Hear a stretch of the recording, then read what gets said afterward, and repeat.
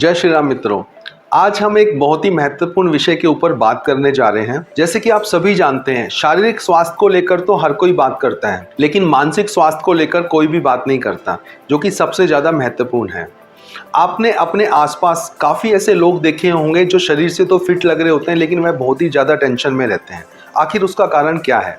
क्या आपने कभी सोचा है आपके घर के वास्तु का आपके मानसिक स्वास्थ्य के साथ, डिप्रेशन और एंजाइटी के साथ संबंध हो सकता है? आज का ये वीडियो उन लोगों को समर्पित है जो काफ़ी ज़्यादा डिप्रेशन में या स्ट्रेस के अंदर रहते हैं और वह मानसिक परेशानी से निजात पाने के लिए काफ़ी सारी डिप्रेशन की दवाइयाँ खाते हैं। आज के इस वीडियो में हम बात करेंगे कैसे आप कुछ वास्तु टिप्स को अपनाकर अपने जीवन से डिप्रेशन व स्ट्रेस को दूर भगा सकते हैं। सबसे पहले हम बात करते हैं, आप अपने घर में कहीं पर भी सो रहे हो, आपकी ये कोशिश रहनी चाहिए कि आपका जो सिर है वह हमेशा साउथ की तरफ हो। अगर आप साउथ दिशा की तरफ सिर कर सोते हैं तो आप काफ़ी रिलैक्स फील करते हैं, आपको अच्छी नींद आती है। अगर आपको साउथ दिशा नहीं मिलती है तो आप ईस्ट या वेस्ट दिशा की ओर सिर कर भी सो सकते हैं, लेकिन कभी भी आपको नॉर्थ की दिशा की तरफ सिर कर नहीं सोना चाहिए। इसके अलावा ईस्ट और साउथ ईस्ट के बीच में एक जोन आता है, ईस्ट ऑफ साउथ ईस्ट। यह जोन चर्निंग का होता है, मंथन का होता है। अगर आपका बेड इस जोन में आता है तो आप सोते समय भी आपका दिमाग वर्किंग रहता है, आप लगातार चिंतन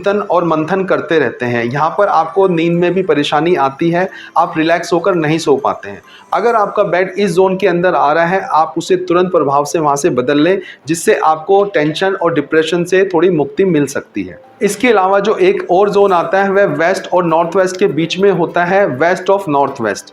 यह जोन डिप्रेशन का जोन होता है, यानी कोप भवन इसको कहा जाता है।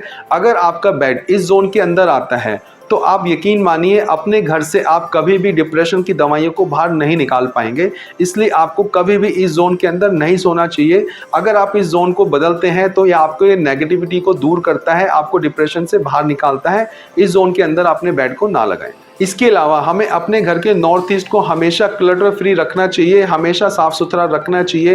कोई भी वहाँ पर गंदगी नहीं होनी चाहिए, सदा साफ सफाई रहनी चाहिए, क्योंकि नॉर्थ ईस्ट का जो जोन होता है ये क्लैरिटी ऑफ माइंड देके चलता है, जिसमें आपको अच्छे विचार आते हैं, आपको सब चीज़ें क्लियर रहती हैं। इसलिए इस जोन का सही होना भी आपके डिप्रेशन को दूर करता है।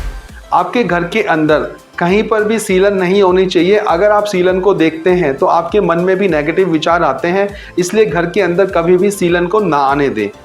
इसके अलावा आपको कभी भी बीम के नीचे ना बैठकर काम करना चाहिए, ना ही बीम के नीचे सोना चाहिए।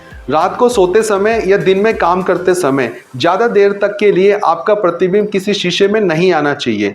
अगर आपके बेड के पास या आपके वर्किंग स्टेशन के पास कोई ऐसा शीशा है जिसके अंदर नॉन स्टॉप आपका प्रतिबिंब आता रहता है, यह आपके डिप्रेशन को बढ़ाता है। इसलिए इस बात का विशेष ध्यान रखें। अगर आप कहीं पर भी बैठते या सोते हैं, वहाँ पर शीशा नहीं होना चाहिए जिसके अंदर आपका प्रतिबिंब निरंतर आता रहे। उसके अलावा आपके घर की छतें ऊंची होनी चाहिए। अगर आप ऊंची छतें रखते हैं तब भी आपको काफ़ी क्लैरिटी रहती है, आपको डिप्रेशन नहीं आता है। जहाँ पर भी आपका बेड लगा हो उसके पीछे केवल दीवार होनी चाहिए, उसके पीछे कभी भी कोई सामान नहीं रखा होना चाहिए।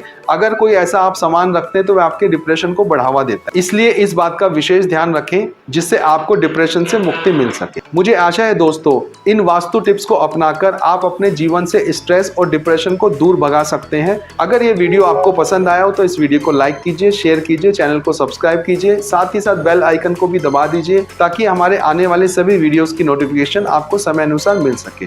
जल्दी आपसे मिलते हैं किसी नए विषय, नए वीडियो के साथ। नमस्कार, धन्यवाद।